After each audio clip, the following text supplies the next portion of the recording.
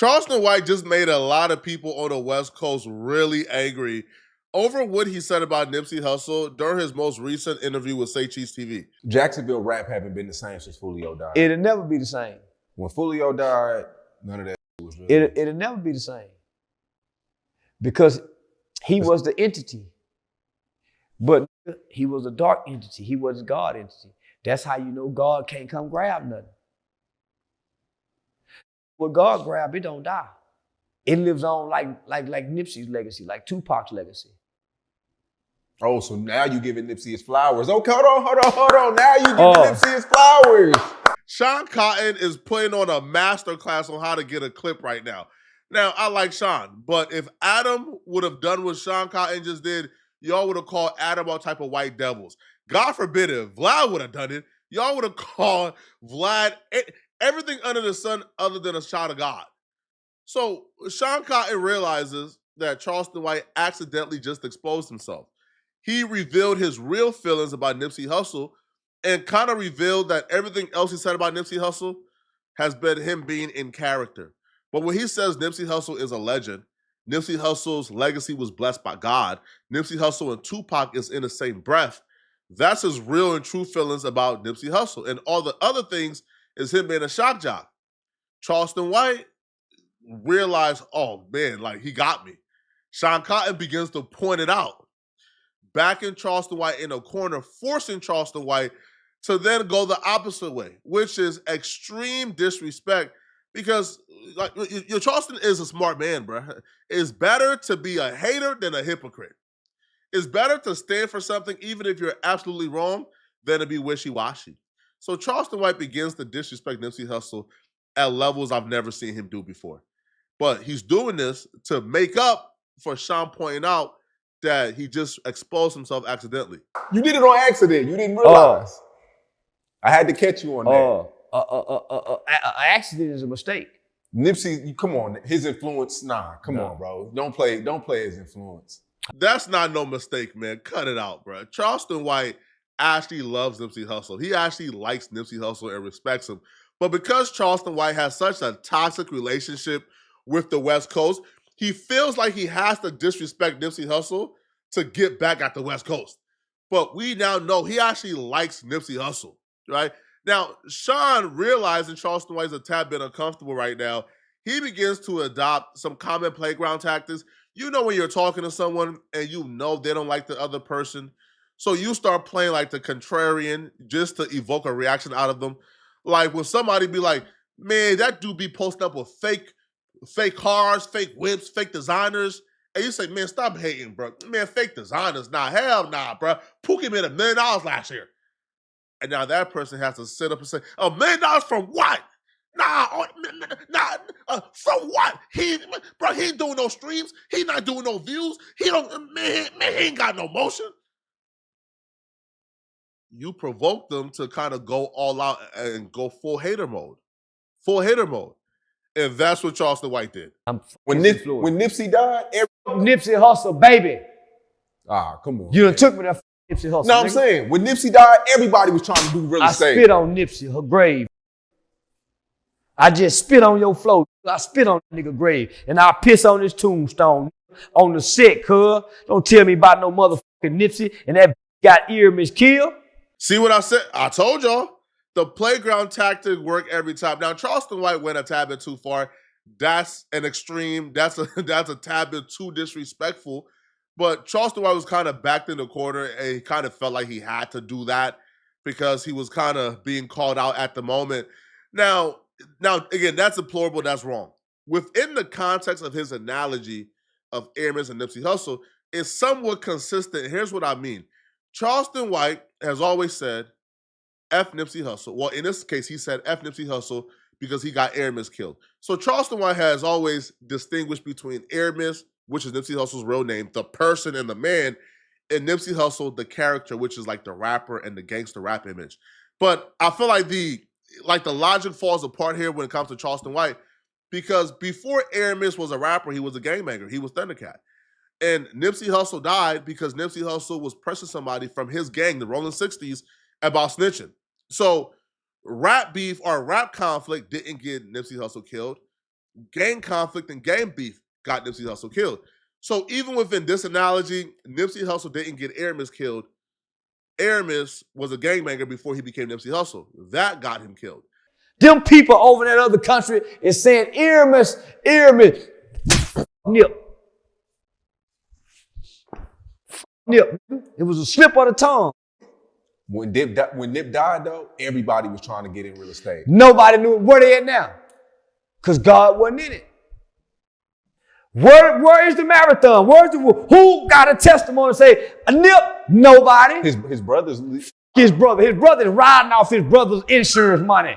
His brother is riding off his brother's celebrity status of his celebrity friends coming to support him. His brother. His brother's still angry. Didn't you see the brother go to Compton Rico and try to press and say go die for Nip? Fuck Nip. Nobody's dying for that bitch. So don't tell me about Nip, brother. He's angry. He's bitter. There's nothing God can do with Sam Hart or Thug's heart. That's why they need celebrity power. Sam was always the leader. He always led Nipsey in the right way, in the entrepreneurship How he lead his brother in the right way and his brother died crippin'. And Sam wasn't no crip. He has a successful burger business right now. Sam don't have a successful burger business. Nipsey had a successful burger business when he died. Sam just took the same successful burger business and built it off celebrity fame. If Nip wasn't your brother, you wouldn't have Black Sam. So don't tell me about these faking frauds who y'all idolize because they inherit some money. He did not work to build that from the ground up. He built it from his brother's death. Charleston's white brilliance come from he's able to portray passion for things that he could give a damn about. I don't feel like Charleston White give a damn about Black Sam, like at all, right? I feel like Charleston White is at this point crashing out because his authenticity got called into question. But even with this, like, I guess Black Sam even, like, came into the picture because, like, Charleston White said that nothing from the marathon actually continued, and then Sean listed a couple of things that Black Sam has been doing. Then, obviously, y'all just heard Charleston White dismiss Black Sam and say, Black Sam wouldn't be doing this if Nipsey wasn't his brother, or Black Sam wouldn't be ish if Nipsey wasn't his brother. Now, if you truly understood the dynamic of the Black Sam and Nipsey Hussle, that's the first thing from the truth. Black Sam was the muscle and the brains behind Nipsey Hussle. He was the backbone. And if you reverse that statement of Nipsey Hussle wouldn't be where he is now without Black Sam, that would probably be true before Black Sam wouldn't be where he is now without Nipsey Hussle. Black Sam was the hustler on the corner at 4 a.m. selling merchandise, selling CDs, selling whatever. Black Sam is who moved the marathon from a corner operation to a store with a Slauson Tees. Black Sam has always been the mastermind behind Nipsey Hussle. Nipsey Hussle was the rapper. And when Charleston White says, yo, how your brother gangbanging and your brother a gangster and you not on that, but yet you supposed to be influencing him. People don't know. Black Sam is not a gangbanger. But in terms of the credibility in the streets, in terms of who has put in more wreck, Black Sam is the gangster.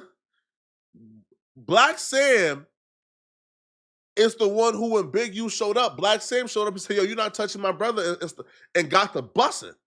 When Nipsey and Big U got into it, Black Sam pulled up and said, nobody touched my brother or carry him nowhere for no DP. Black Sam, yo, if Black Sam was a rapper, he'll be Tupac.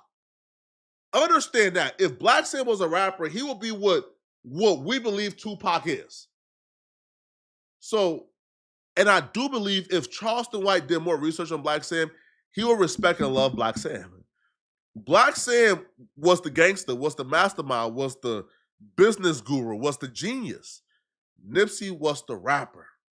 And Black Sam was the backbone that created all of this. So do I believe that Black Sam is entitled to some paper from his brothers, whatever he got it from? Yeah, he's entitled to it. Right? Yo, he created like the marathon. Like he created half the brand. Right? Yo, there is no marathon without Black Sam. Now, Charleston will continue and he will say that nobody really cared about Nipsey Hussle music. Now, if he would have said this about the entire world, there'll be some argument here. But Charleston White will say that nobody cared about Nipsey Hussle's music in LA before Nipsey passed away, which obviously that's not true. I disagree when you said nobody was listening to Nipsey. He was selling out. I booked him twice, bro. In Dallas, sold out. I never heard him come one time. Sold out. Now, I heard about him going to the bookstore. I heard him going about when he been to the bookstore. I ain't heard about him in Dallas. Sold out. I heard about when he went to Cooper Road in Shreveport, but I was living in LA when he died. And I wasn't hearing nobody bump his music.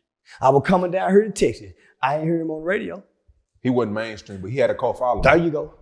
He had a cult following. Don't tell me about a cult following. Cult following is a small percentage of people. So nobody was really playing the music. Not in LA. They weren't playing it in the cars or none of it. It was a small cult following. Because he was independent. No. It's not about that. He didn't have a machine. All I'm saying, whether he had the machine or not, nobody knew him but a small group. So don't argue. That's all I'm saying. Nobody knew him. I understand y'all love him. Nobody knew him because he had a cult is a small thing. It's not a nation. The nation didn't know him. Once he died, all y'all, all over the country. But prior to his death. Come on, you know death is the biggest promotion. No, listen what I'm saying. You know that though. Let me listen what I'm saying. Nobody really knew him. I'm in LA. His music's not playing on no syndicated radio station. Yeah, he wasn't on the radio. But you can see him in snippets on social media platform where he's talking real estate and how he sold his album for $100. At that time, Mo3 knew was killing in drill music, so he was being overshadowed.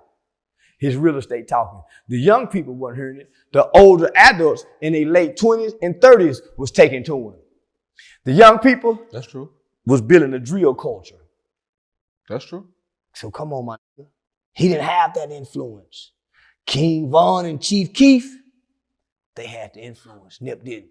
So Nip influenced nobody wore marathon shirts before then. They did a big purchase of marathon shirts after he died. No more marathon shirts. Sold out. Because it's the celebrity friends. Yeah. So the celebrities, right? So where's the marathon today? Other than his brother's burger shop by the celebrity friends. I mean, it's no more music came out since There you go. It stopped. The truth about Nipsey Hussle's legacy has to exist in between these two polarizing takes. If you ask the average person in LA, they will look you straight in your eyes and tell you Nipsey Hussle is related to Jesus Christ. And they will truly believe that delusion.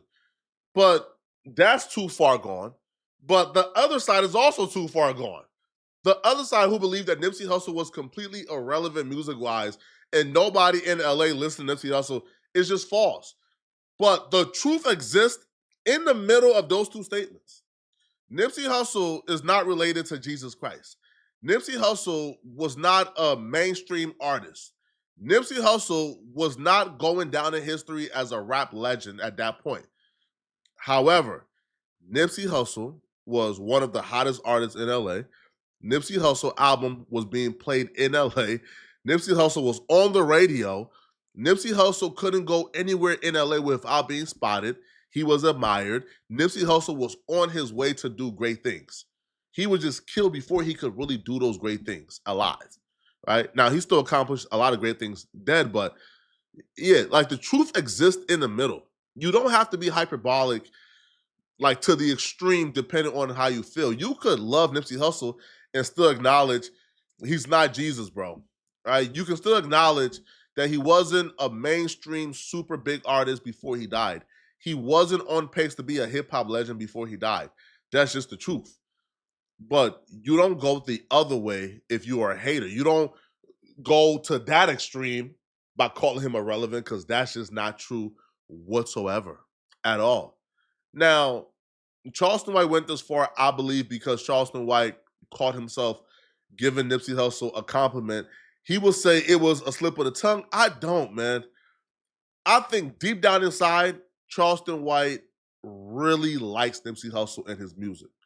I feel like Charleston White kind of has to go through this analogy of saying he loves Aramis but not Nipsey because of his toxic relationship with the West Coast, right? Charleston White has a different level of hatred for the West Coast, and I think that comes from Charleston White living on the West Coast and going through certain things on the West Coast that made his blood boil and just made him hate people on the West Coast.